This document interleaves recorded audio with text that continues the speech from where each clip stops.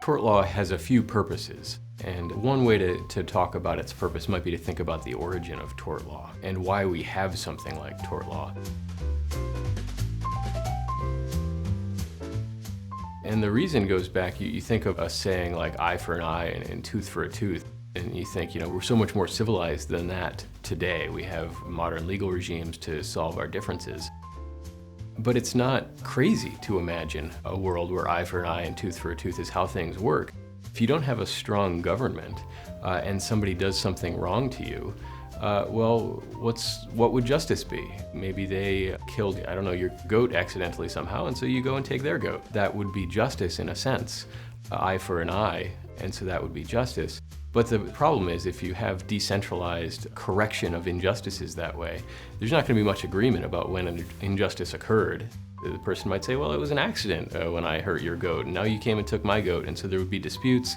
You end up with people fighting and killing each other and family feuds and all that sort of thing when justice of that sort is done individually.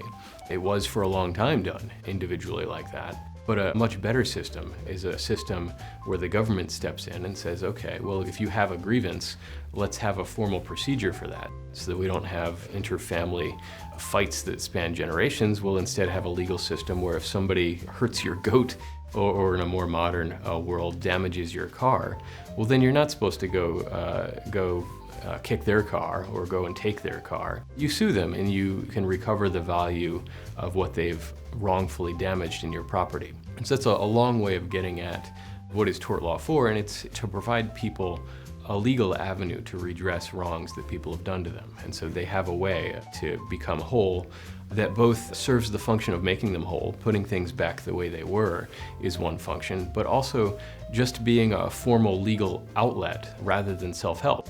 So you don't have people going and taking it into their own hands and hurting other people or taking their things, seeking justice. You have a legal, correct, or a safer, better alternative path to making them whole than if they took it into their own hands.